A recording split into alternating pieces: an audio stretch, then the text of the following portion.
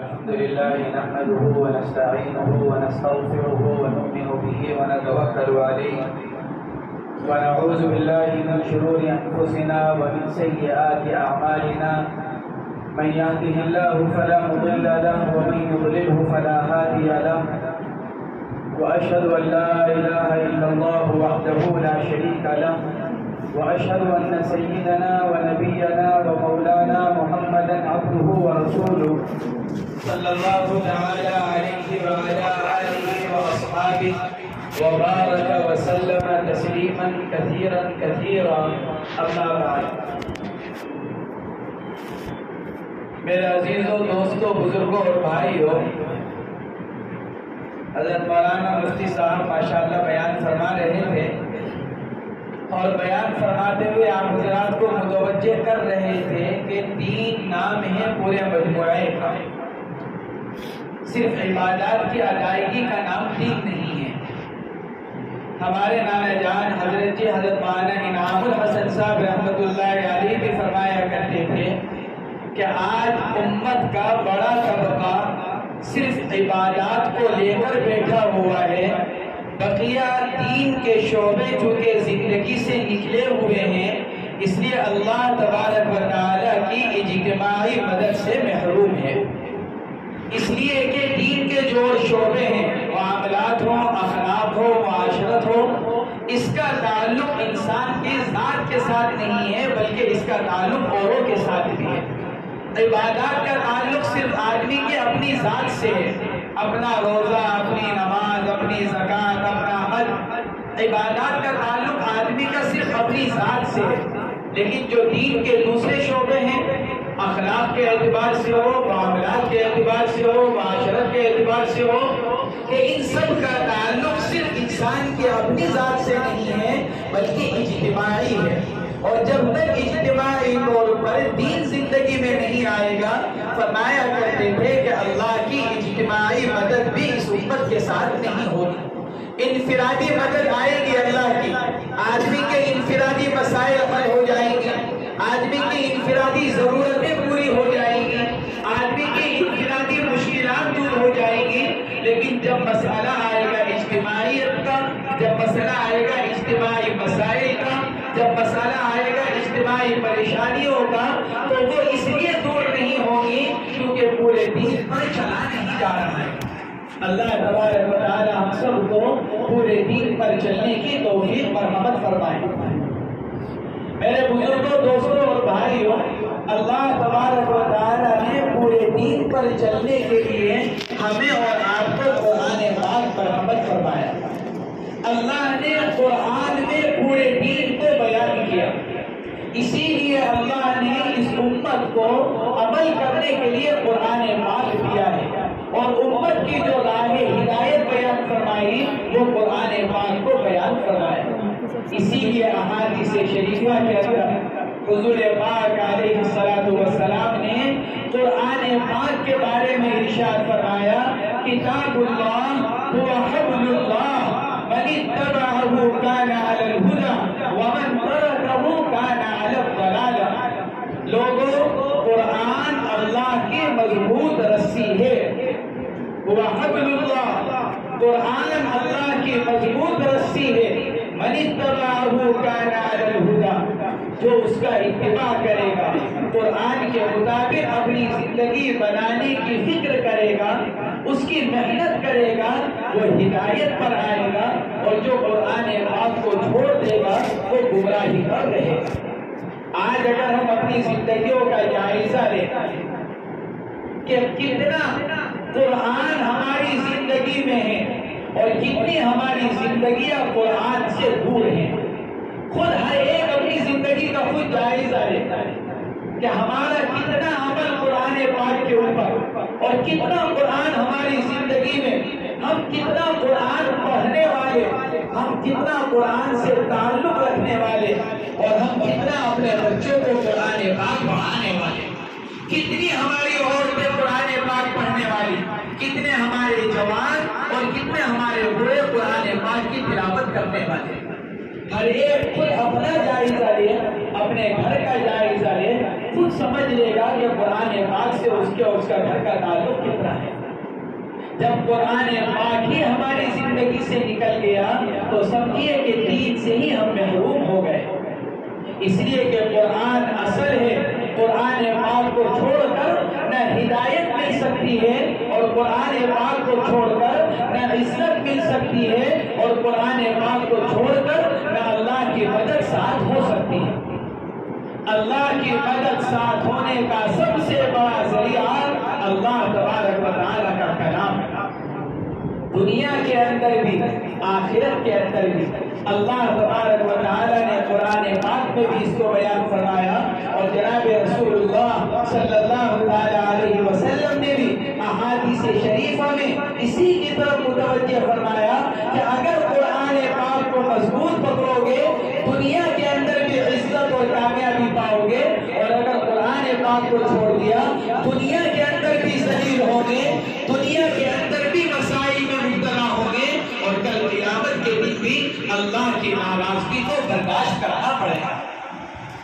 اس لیے میرے دوستوں, بزرگوں اور بھائیوں, خصوصاً آج کے ماحول میں, آج کے زمانے میں, جیسے کہ ابھی مفتی صاحب بھی فرما رہے تھے, میں یہ عرض کیا کرتا ہوں آج جو مسلمانوں کے مسائل ہیں اجتماعی پوری دنیا کے اعتبار سے, آج جو مسلمانوں پر پریشانیاں ہیں یہ صرف اس لیے ہیں کہ ہم اللہ کے ماننے والے, ہم محمد رسول اللہ صلی اللہ علیہ وسلم کا کلمہ پڑھنے والے, ہم دین اسلام کو قبول کرنے والے. اس لیے ساری قومیں مل کر مسلمانوں کو تکلیف پہنچانے پر مجتمع ہیں, ساری قومیں مل کر مسلمان کو پریشان کرنے پر جمع ہیں. لیکن خود مسلمان کا اپنا کیا حال ہے؟ مسلمان کا خود قرآن پاک سے کیا تعلق ہے؟ چاہے دنیا کے لوگ اس کے جو چاہے اسباب بیان کریں, مسلمانوں پر مسائل اور حالات کے آنے کا یہ سبب دنیا جو چاہے اسباب بیان کرے, لیکن حقیقت میں مسلمانوں کے مسائل کی صرف ایک وجہ ہے مسلمان کا قرآن پاک کو چھوڑ دینا, مسلمان کا قرآن کو پشت کے پیچھے ڈال دینا, مسلمان کا قرآن کو چھوڑ کر زندگی گزارنا اور مسلمان کا قرآن کو چھوڑ کر اپنے لیے کامیابی اور عزت کو تلاش کرنا. آج کا مسلمان جو عزت چاہ رہا ہے قرآن کو چھوڑ کر, آج کا مسلمان کامیابی چاہتا ہے لیکن قرآن کو چھوڑ کر. حالانکہ اللہ تبارک و تعالی نے حضرات صحابہ کرام رضوان اللہ تعالی علیہم اجمعین کو دنیا میں جو کچھ مرحمت فرمایا, ہدایت, عزت, کامیابی, سرفروئی, اللہ نے جو کچھ ان کو مرحمت فرمائی وہ صرف اور صرف قرآن پاک پر عمل کرنے کی برکت سے. صحابہ کرام نے قرآن کو اپنی زندگی میں لانے کی محنت کی. حضرت نبی کریم صلی اللہ علیہ وسلم نے مجلسوں کے ذریعے, بیانات کے ذریعے حضور پاک علیہ السلام نے صرف یہ محنت فرمائی کہ صحابہ کرام کی زندگیوں میں قرآن آ جائے اور قرآنی رنگ ان کے اوپر چڑھ جائے. صبغۃ اللہ ومن احسن من اللہ صبغہ, اللہ کا رنگ چڑھ جائے اور اللہ کا رنگ چڑھتا ہے قرآن پاک سے. اللہ فرماتا ہے اللہ کے رنگ سے بہتر کسی کا رنگ نہیں ہے, سب سے بہتر رنگ اللہ کا. ہم نے اللہ کے رنگ کو چھوڑ کر یہود و نصارہ کے رنگ کو اختیار کیا, یہود و نصارہ کے رنگ کو پکڑ لیا. اللہ تبارک و تعالی نے دنیا کے اندر بھی ذلیل و رسوا کیا اور آخرت میں بھی اللہ تبارک و تعالی ہماری حفاظت فرمائے. معلوم کہ ہمارا کیا حال ہوگا. حضرات صحابہ کرام رضوان اللہ تعالی علیہم اجمعین قرآن پاک سے محبت کرنے والے, کیسے محبت کرنے والے؟ حضرت انس بن مالک رضی اللہ تعالیٰ عنہ فرماتے ہیں انصار میں سے ایک صحابی تھے, وہ جب بھی نماز پڑھاتے, امام تھے, جب بھی نماز پڑھاتے نماز کے اندر قل هو اللہ احد کی سورت ضرور پڑھتے. کوئی بھی سورت پڑھیں اس کے ساتھ قل هو اللہ احد کی سورت ضرور پڑھتے. مقتدیوں نے کہا کہ حضرت کبھی تو چھوڑ دیا کریں, قل هو اللہ احد بعد کی صورت کو آپ دوسری صورتیں پڑھتے ہیں، کبھی تو اس صورت کو چھوڑ دیا کرے۔ انہوں نے کہا کچھ بھی ہو جائے اس صورت کے پڑھنے کو نہیں چھوڑوں گا، چاہے امامت چھوڑنی پڑے۔ بات پہنچی جناب رسول اللہ صلی اللہ علیہ وسلم تک۔ آپ نے ان صحابی کو بلا کر پوچھا کہ معلوم ہوا ہے کہ تم ہر نماز میں سورہ اخلاص پڑھتے ہو، کیا وجہ ہے اس کی؟ عرض کیا یا رسول اللہ مجھے سورہ اخلاص سے محبت ہے، قل هو اللہ احد مجھے اچھی لگتی ہے، اس لیے میں ہر نماز میں اس کے پڑھنے کا اہتمام کرتا ہوں۔ اللہ کے نبی علیہ السلام نے کیا ارشاد فرمایا؟ ان حبک ایاھا ادخلک الجنہ، تیری قل هو اللہ احد سے محبت نے تجھے جنت میں داخل کر دیا۔ تو جو قل هو اللہ احد سے محبت کرتا ہے، اللہ نے اس کی برکت سے تجھے جنت میں داخل کر دیا۔ یہ صحابہ کرام قرآن پاک سے محبت کرنے والے، قرآن پاک کی صورتوں سے محبت کرنے والے، ذرا اندازہ لگائیے کہ جو آدمی ایک صورت سے محبت کرنے کی وجہ سے اور اس کا اظہار کرنے کی وجہ سے اس کو جنت کی بشارت سنائی جا رہی ہے، تو جو آدمی پورے قرآن پاک سے محبت کرے، پورے قرآن پاک پر محنت کرے اپنی زندگی میں لانے کی، اللہ تبارک و تعالیٰ کے ہاں اس کو کتنے درجات ملیں گے۔ حضرت معاویہ ابن معاویہ لیثی رضی اللہ تعالیٰ عنہ ایک صحابی ہیں، ان کا واقعہ حدیث کی کتابوں میں اور حضرات مفسرین نے نقل کیا کہ حضرت معاویہ ابن معاویہ رضی اللہ تعالیٰ عنہ کا انتقال مدینہ منورہ میں ہوا۔ حضور اکرم صلی اللہ تعالیٰ علیہ وسلم مدینہ منورہ سے باہر کہیں سفر میں تھے، مدینہ منورہ سے بہت دور، اور ادھر مدینہ منورہ میں حضرت معاویہ رضی اللہ تعالیٰ عنہ کا انتقال ہوا۔ حضرت جبرائیل امین علیہ السلام حضور اکرم صلی اللہ تعالیٰ علیہ وسلم کی خدمت میں حاضر ہوئے، جہاں اللہ کے نبی کا قیام تھا سفر میں، جا کر عرض کیا اے اللہ کے رسول، مدینہ منورہ میں معاویہ ابن معاویہ کا انتقال ہو گیا ہے، کیا آپ ان کی نماز جنازہ پڑھنا چاہتے ہیں؟ اللہ کے نبی علیہ السلام نے ارشاد فرمایا جبرائیل میں تو بہت دور ہوں، وہ تو مدینہ منورہ میں ہے، میں یہاں سفر میں ہوں، میں کیسے ان کی نماز جنازہ پڑھوں گا؟ حضرت جبرائیل نے عرض کیا کہ اللہ کے نبی اگر آپ پڑھنا چاہتے ہیں اس کا انتظام ہو جائے گا۔ آپ نے ارشاد فرمایا کہ ضرور۔ حضرت جبرائیل علیہ السلام نے اپنا پر زمین پر مارا، روایت کے اندر آتا ہے درمیان کا سارا فاصلہ ختم ہو گیا اور حضرت معاویہ رضی اللہ تعالیٰ عنہ کا جنازہ سامنے رکھا ہوا نظر آیا۔ جہاں اللہ کے نبی موجود ہیں وہیں سامنے حضرت معاویہ رضی اللہ تعالیٰ عنہ کا جنازہ رکھا ہوا ہے۔ حضور پاک علیہ السلام نے نماز جنازہ پڑھائی۔ جو صحابہ کرام سفر میں ساتھ تھے انہوں نے حضرت معاویہ رضی اللہ تعالیٰ عنہ کی نماز جنازہ پڑھی اور پھر اس کے بعد وہ جنازہ نظروں سے غائب ہو گیا۔ اللہ کے نبی علیہ السلام نے حضرت جبرائیل علیہ السلام سے عرض کیا جبرائیل معلوم نہیں سفر کے دوران کتنے ہی لوگوں کا مدینہ منورہ میں انتقال ہوتا ہے، لیکن کسی کے ساتھ یہ معاملہ نہیں کیا گیا کہ اس کے لیے یہ اہتمام کیا گیا ہو کہ میں اس کی نماز جنازہ پڑھوں۔ اتنے دور ہونے کے باوجود معاویہ کے ساتھ اللہ نے یہ معاملہ کیوں کیا کہ میں اتنا دور مدینہ منورہ میں تو اور بھی لوگوں کے انتقال ہوئے، عورتوں کے بھی، بچوں کے بھی، مردوں کے بھی، لیکن کسی کے ساتھ یہ معاملہ پیش نہیں آیا، پھر ان کے ساتھ یہ معاملہ کیوں پیش آیا؟ تو حضرت جبرائیل علیہ السلام نے جو جواب دیا وہ قرآن پاک سے محبت کا ہے۔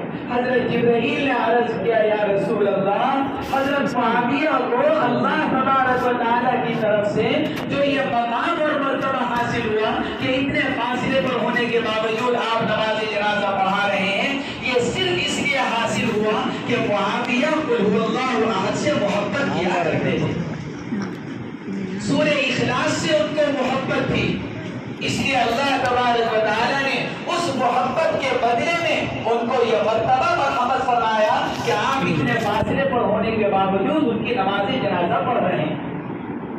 میرے دوستوں، بزرگوں اور بھائیوں، جب حضرات صحابہ کرام کو قرآن پاک کی محبت پر اس طرح نوازا جا سکتا ہے تو اللہ تو وہی ہے، قرآن بھی وہی ہے، بس عمل کرنے والوں کی کمی ہے، محبت کرنے والوں کی کمی ہے، محنت کرنے والوں کی کمی ہے، ورنہ اللہ بھی وہی ہے اور قرآن بھی وہی ہے۔ اس لیے میرے دوستوں، بزرگوں اور بھائیوں، ہمارا تعلق جو قرآن پاک سے کمزور ہوا ہے، من حیث الامت، ضرورت ہے اس بات کی کہ ہمارا تعلق قرآن پاک سے مضبوط ہو۔ حضور پاک علیہ السلام نے ایک مرتبہ ارشاد فرمایا تھا کہ اذا اراد احدکم، حضور پاک علیہ السلام نے ارشاد فرمایا، مسلم شریف کی روایت ہے کہ اقرؤوا القرآن فإنه يأتي يوم القيامة شفيعا لأصحابه، لوگوں قرآن پاک پڑھا کرو، اس لیے کہ جو آدمی قرآن پاک پڑھتا ہے یہ قرآن کل قیامت کے دن اللہ تبارک و تعالیٰ کے یہاں پڑھنے والے کے لیے سفارش کرے گا۔ ایک حدیث پاک کے اندر اللہ کے نبی نے فرمایا، یہ تو سب پڑھا لکھا طبقہ ہے، پتہ نہیں کتنے ہی یہاں پر وزراء اور منسٹر موجود ہوں گے۔ میرے دوستوں، بزرگوں اور بھائیوں، ہم میں سے ہر ایک کی خواہش ہوتی ہے کسی ایم پی سے ملاقات کرنے کی، بات کرنے کی، اور اگر کسی کو موقع مل جائے صوبے کے وزیر اعلیٰ سے بات کرنے کا، اس سے بڑھ کر کسی کو موقع مل جائے ملک کے وزیر اعظم یا صدر صاحب سے جا کر بات کرنے کا، آدمی اس سے زیادہ کوئی اور اپنے آپ کو خوش نصیب نہیں سمجھتا۔ ہر آدمی کے سامنے اپنی بڑائی بیان کرتا پھرتا ہے، لیکن حدیث پاک کے اندر کیا فرمایا گیا؟ اذا احب احدکم ان یحدث ربہ فلیقرأ القرآن، اے لوگوں، جب تم میں سے کسی کا اپنے رب سے بات کرنے کو جی چاہے، اللہ رب العزت سے بات کرنا چاہے تم میں سے کوئی آدمی، اور یہ چاہے کہ اس کی گفتگو اللہ تبارک و تعالیٰ سے ہو جائے، فلیقرأ القرآن، جس آدمی کا جی چاہتا ہو اللہ سے بات کرنے کا، وہ قرآن پاک پڑھ لیا کرے۔ قرآن پاک پڑھنے والا اللہ رب العزت سے بات کرنے والا۔ حضرت حسن بصری رحمت اللہ علیہ فرمایا کرتے تھے، قارئ القرآن یخاطب ربہ، قارئ القرآن یخاطبہ ربہ، قرآن پاک پڑھنے والا اللہ سے بات کرنے والا، قرآن پاک پڑھنے والے سے اللہ رب العزت بات کرنے والے۔ جو قرآن پڑھ رہا ہے وہ اللہ سے بات کر رہا ہے، جو قرآن پڑھ رہا ہے اللہ اس سے بات کر رہے ہیں۔ اللہ جس سے بات کر رہے ہو، کیا اس کی عزت کا کوئی ٹھکانہ ہو سکتا ہے؟ جو آدمی اللہ سے بات کر رہا ہو، کیا اس سے بڑا درجہ کسی کا ہو سکتا ہے؟ لیکن ہمیں تو قرآن پاک کی اہمیت، قرآن پاک کی عظمت، قرآن پاک کی وقعت، قرآن پاک کی قیمت کا اندازہ ہی نہیں ہے۔ ہمیں معلوم ہی نہیں ہے کہ اللہ نے ہمیں کتنی اونچی دولت دے رکھی ہے، اللہ نے ہم کو کیسا نواز رکھا ہے قرآن پاک کی شکل میں۔ اس لیے میرے دوستوں، بزرگوں اور بھائیوں، موجودہ حالات میں ضرورت ہے اس بات کی ہم میں سے ہر ایک کا تعلق قرآن پاک کے ساتھ مضبوط ہو۔ حدیث پاک کے اندر فرمایا گیا، کتاب اللہ حبل ممدود من السماء الى الارض، اگر کوئی آدمی کنویں کے اندر گر جائے، کنویں ہوتے ہیں، کوئی آدمی اگر کنویں کے اندر گر جائے تو کنویں میں گرنے والے کو بچانے کا ذریعہ کیا ہوتا ہے؟ رسی لٹکائی جاتی ہے، اوپر والے رسی لٹکاتے ہیں، آواز دے کر کہتے ہیں تم رسی کو پکڑ لو، ہم نے رسی لٹکائی ہے، رسی پہ پکڑ لو گے ہم تمہیں نیچے سے اوپر لے آئیں گے، اندھیرے سے اجالے میں آ جاؤ گے، تمہاری زندگی بچ جائے گی۔ اب اگر عقل مند ہوگا تو رسی کو مضبوط پکڑے گا، اور اگر کوئی بے وقوف ہوگا تو کیا کہے گا؟ مجھے تمہاری رسی کی ضرورت نہیں۔ حدیث پاک کے اندر فرمایا گیا، کتاب اللہ حبل ممدود من السماء الى الارض، قرآن آسمان سے زمین کی طرف لٹکائی ہوئی اللہ کی رسی ہے۔ اللہ نے آسمان سے رسی لٹکا رکھی ہے قرآن کی شکل میں، کس کے لیے؟ اپنے بندوں کے لیے۔ اور کیا ہے؟ جو آدمی اس رسی کو مضبوط پکڑ لے گا، اللہ تبارک و تعالی جب رسی کو کھینچیں گے، جس نے رسی کو پکڑ رکھا ہے وہ اس رسی کے ساتھ اللہ رب العزت کے پاس پہنچے گا، اور جس نے رسی کو چھوڑ رکھا ہے وہ یہی اندھیرے میں، گمراہی میں، تاریکی میں پڑا رہ جائے گا، اور پھر یہاں سے معلوم نہیں، جب موت آئے گی اور موت کے راستے سے جب اللہ کے پاس پہنچے گا، اللہ حفاظت فرمائے، معلوم نہیں کیا انجام ہوگا۔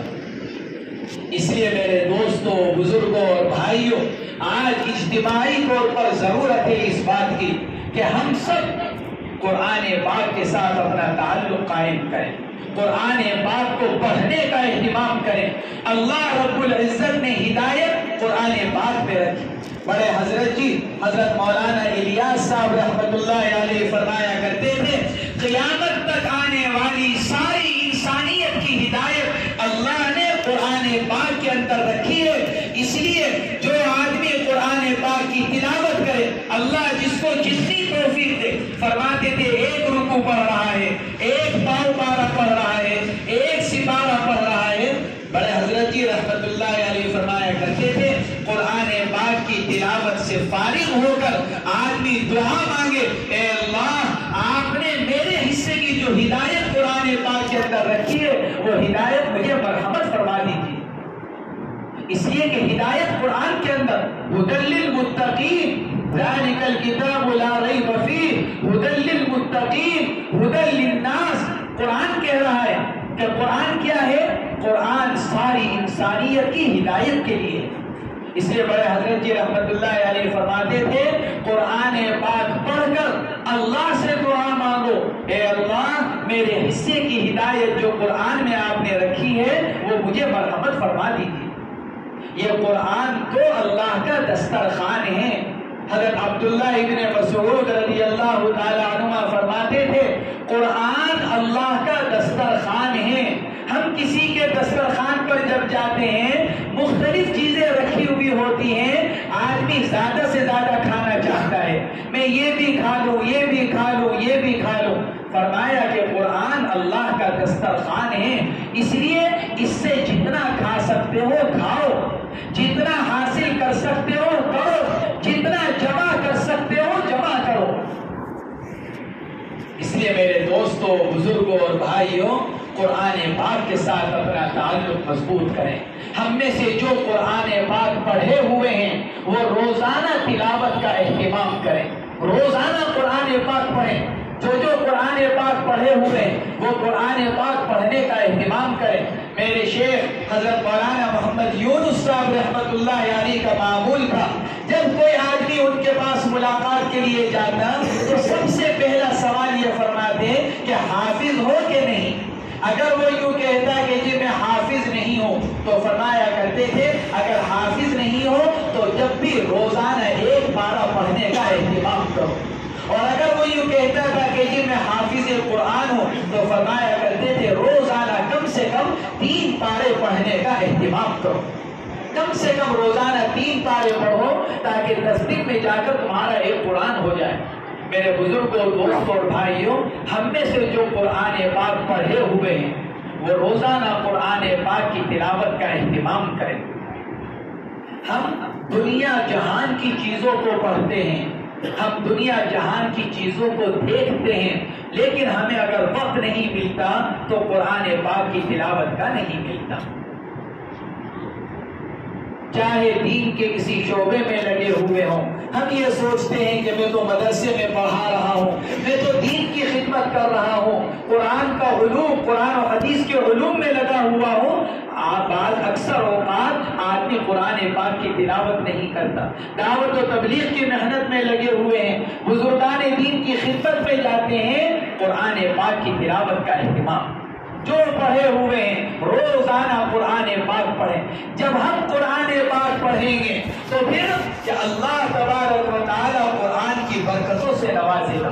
تبارک الذی نزل الفرقان علی عبدہ، بڑی بابرکت ہے وہ ذات جس نے قرآن کو اتارا اپنے بندے محمد صلی اللہ علیہ علیہ وسلم پر۔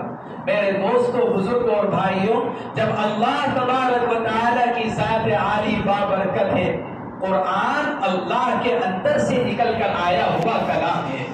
جتنی برکتیں اللہ کی ذات عالی کے ساتھ ہیں، وہ تمام برکتیں قرآن پاک کے ساتھ لگی ہوئی ہیں۔ جب ہم قرآن پاک کی تلاوت کریں گے، اپنے گھر میں کریں گے، تو قرآن پاک اپنے ساتھ برکتوں کو لے کر آئے گا، قرآن کے ساتھ رحمتیں اتریں گی، قرآن پاک کے ساتھ نور آئے گا، ہمارے گھر کے اندر برکتیں ہوں گی، ہمارے گھر کے اندر رحمتیں آئیں گی، ہمارا گھر نورانی بنے گا اور ہمارے گھر کا ماحول دیندار بنے گا۔ آج ہمیں شکایت ہے اپنے گھر سے، آج ہمیں شکایت ہے اپنے بیوی بچوں سے، آج ہمیں شکایت ہے اپنے بھائی بہنوں سے۔ کیوں نہ ہو جب ہمارے گھر میں قرآن نہیں پڑھا جاتا، ہمارے گھر میں سب کچھ پڑھا جاتا ہے، قرآن نہیں پڑھا جاتا، نہ ہمیں پڑھنے کی توفیق ہوتی ہے، نہ ہماری عورتوں کو پڑھنے کی توفیق ہوتی ہے، نہ ہمارے بچوں کو پڑھنے کی توفیق ہوتی ہے، جس کی وجہ سے ساری بے برکتیں ہمارے گھروں کے اندر، ساری نحوست ہمارے گھروں کے اندر، ہماری زندگیوں کے اندر، ہماری تجارتوں کے اندر، ہمارے اوقات کے اندر، جس کی وجہ سے مسائل پر مسائل، پریشانیوں پر پریشانیاں اور بیماریوں پر بیماریاں ہمارے گھروں کے اندر آتی ہیں۔ لیکن جب ہم گھر کے اندر قرآن پاک کی تلاوت کریں گے، ہمارے گھر کی عورتیں قرآن پاک کی تلاوت کریں گی، ہمارے گھر سے نحوست دور ہوگی، ہمارے گھر سے بیماریاں نکلیں گی، ہمارے گھر سے لڑائی جھگڑے نکلیں گے، ہمارے گھر سے اختلافات ختم ہوں گے، اور قرآن کی برکت سے ہمارے گھروں میں اتحاد و اتفاق آئے گا، آپس کی محبتیں آئیں گی، اللہ تبارک و تعالیٰ کی رحمت نازل ہوگی، اور اللہ تبارک و تعالیٰ ہمارے گھروں میں، ہماری زندگیوں میں، ہماری اولاد میں، ہماری کمائیوں میں، ہماری تجارتوں میں، ہمارے اوقات میں اللہ تبارک و تعالیٰ برکتیں نازل فرمائیں۔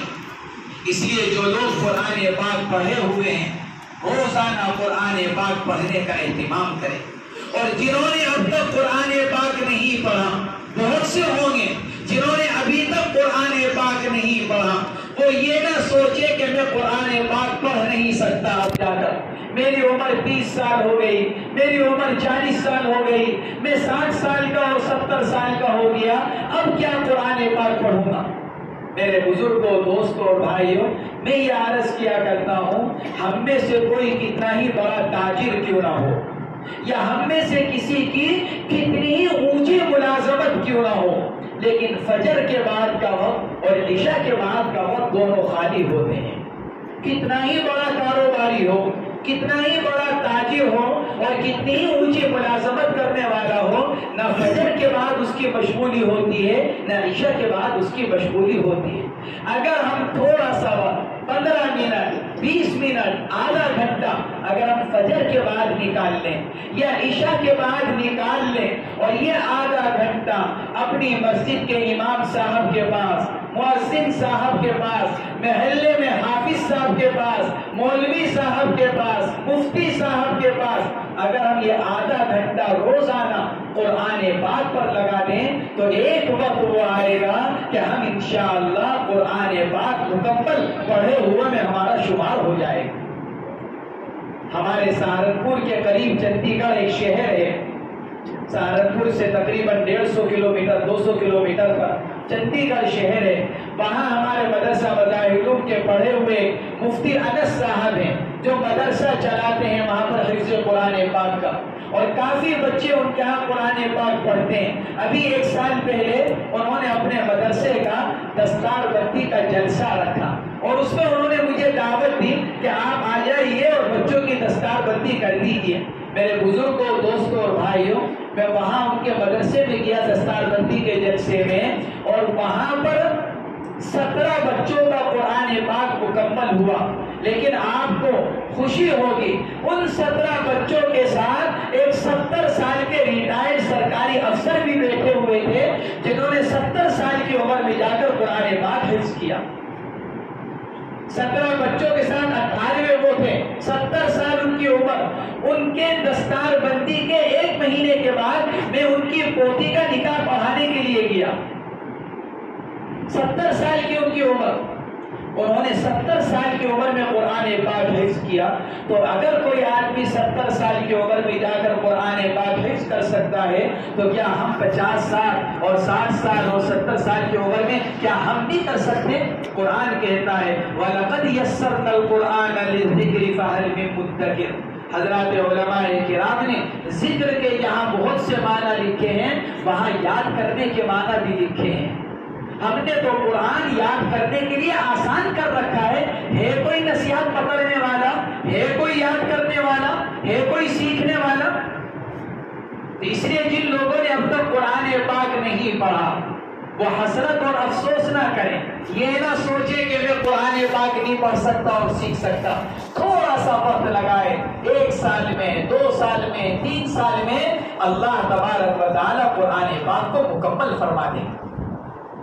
اس لیے میرے دوستوں، بزرگوں اور بھائیوں، بس مجھے تو یہ عرض کرنا، میں بات کچھ اور کرنا چاہ رہا تھا. حضرت مفتی صاحب کی بات سے میں بات کچھ اور کرنے شروع کر دیا میں نے. بہرحال عرض یہ کرنا ہے کہ ہمارا تعلق قرآن پاک سے مضبوط ہو جائے.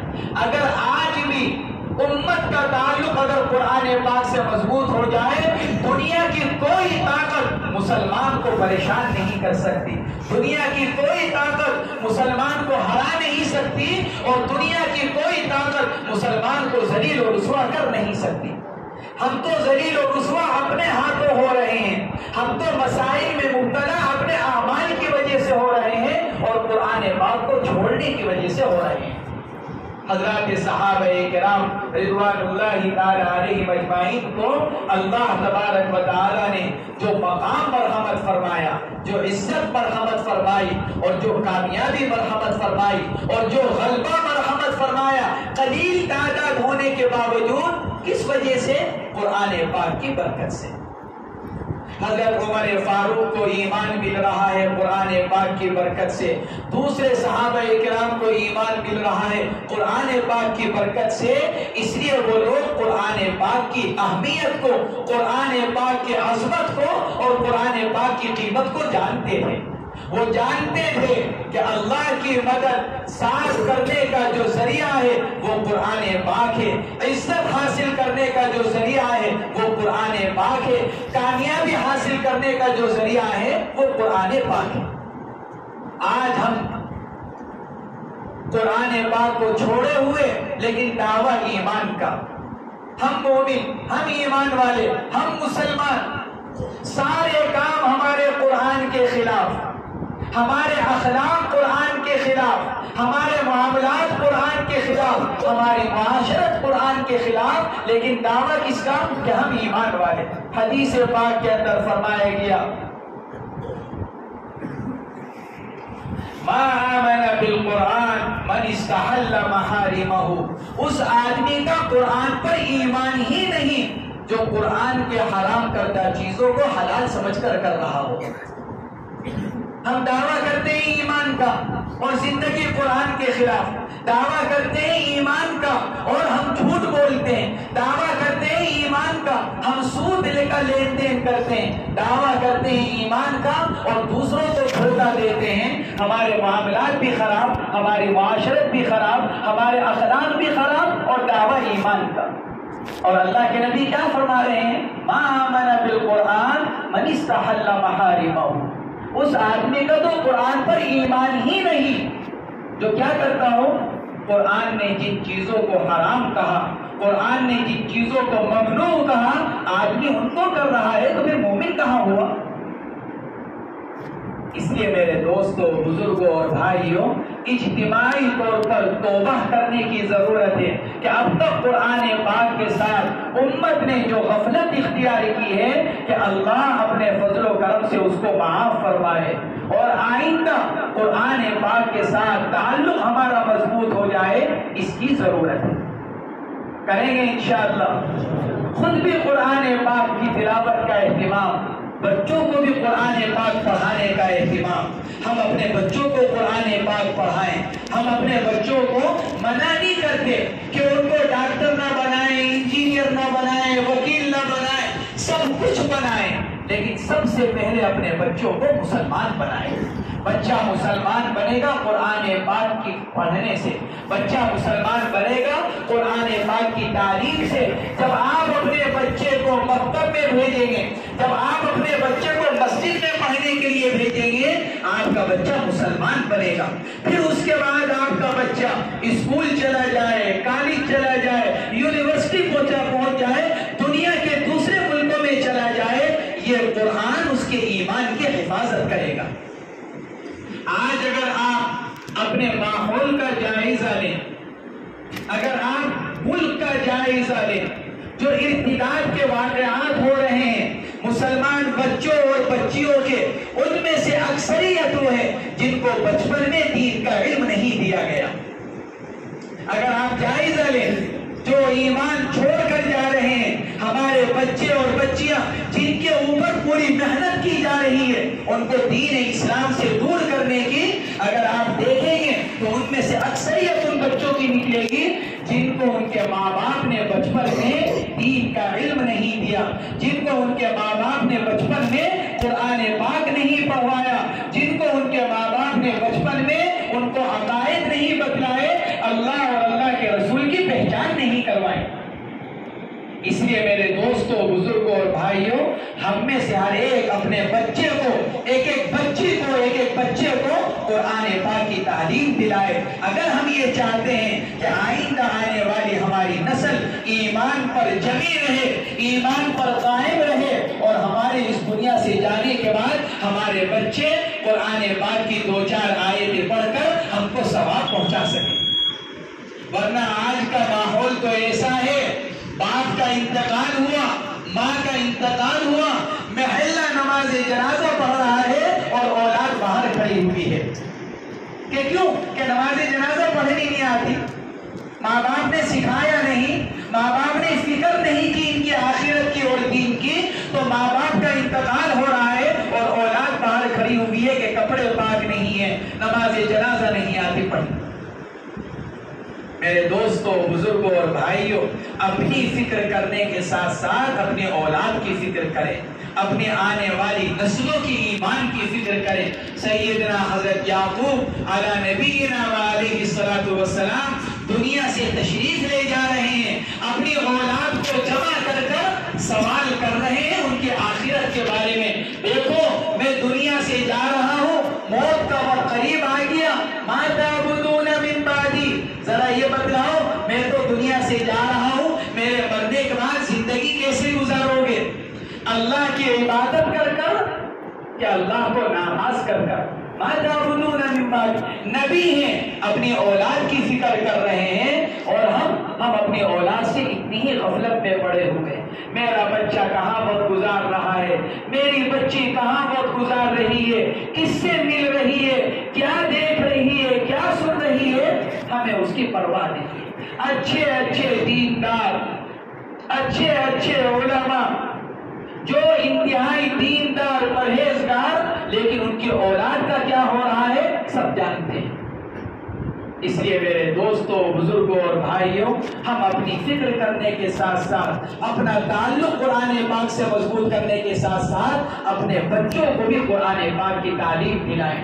ہمارے بزرگوں نے لکھا ہے، جو بچہ بچپن میں قرآن پاک پڑھتا ہے، اور جس بچے کو بچپن میں قرآن پاک پڑھا دیا جاتا ہے، بڑے ہو جانے کے بعد اگر اس کی زندگی کا رخ اگر غلط بھی ہو گیا اور وہ غلط راستے پر چل پڑا، لکھا ہے کہ سینے میں جو اس کے قرآن پاک محفوظ ہے، یہ قرآن زندگی کے کسی نہ کسی موڑ پر اس بچے کا رخ سیدھا کر دے گا، اس کو صحیح راستے پر لے کر آ جائے گا، اگر بچپن میں اگر اس کو قرآن پاک پڑھایا ہوگا۔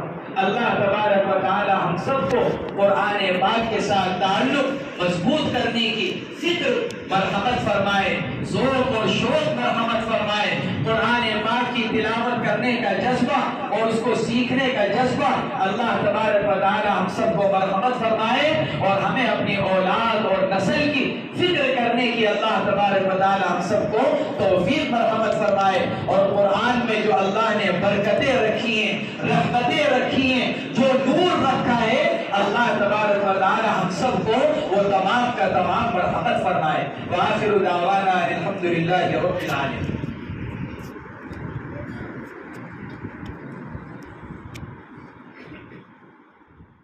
توفیق مرحمت فرما، اور اے اللہ جب دنیا سے جانے کا وقت آئے تو کمال ایمان پر خاتمہ مقدر فرما۔ اے اللہ ہم سب کو حسن خاتمہ مرحمت فرما۔ اے اللہ ہم سب کو حسن خاتمہ مرحمت فرما۔ اے اللہ سوء خاتمے سے ہم سب کی پوری حفاظت فرما۔ اے اللہ بری موت سے ہم سب کی پوری حفاظت فرما۔ اے اللہ پل صراط پر ثبات قدمی مرحمت فرما۔ اے اللہ حضور پاک علیہ الصلوۃ والسلام کے مبارک ہاتھوں سے ہم سب کو جام کوثر مرحمت فرما۔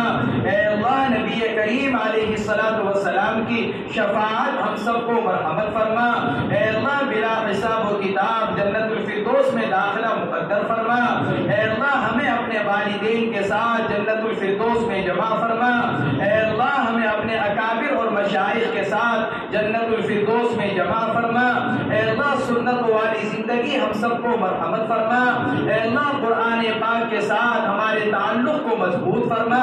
اے اللہ قرآن پاک کے ساتھ ہمارے تعلق کو مضبوط فرما۔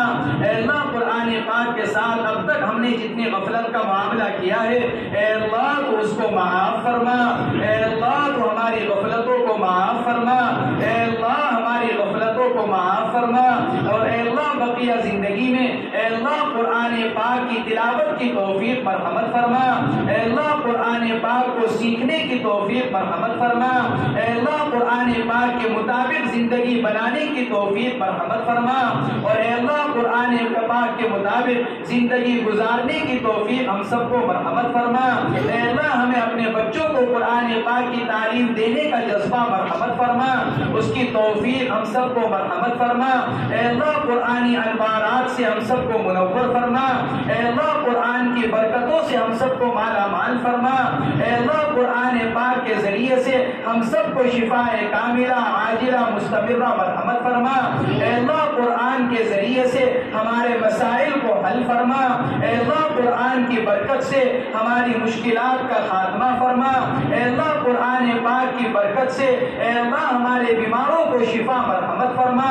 اے اللہ جو جس بیماری میں مبتلا ہے اے اللہ اس کو شفاء کاملہ عاجلہ مستمرہ مرحمت فرما، اور اے اللہ جو اس دنیا سے جا چکے ہیں اے اللہ تو ان سب کی مغفرت فرما۔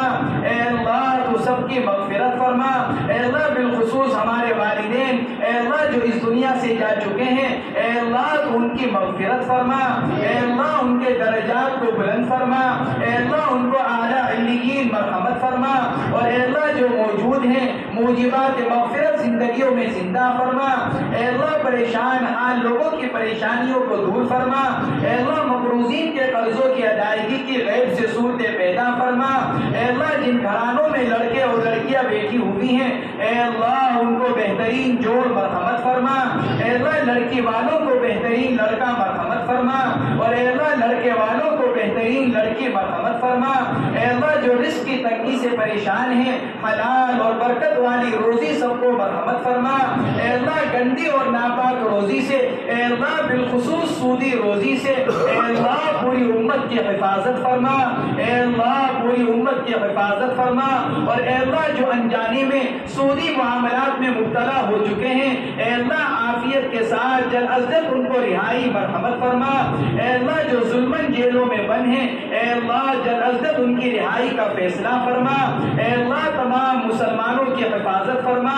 اے اللہ ہر جگہ ہر کلمہ گو کی حفاظت فرما۔ اے اللہ مسلمان کی جان کی مال کی عزت اور آبرو کی حفاظت فرما۔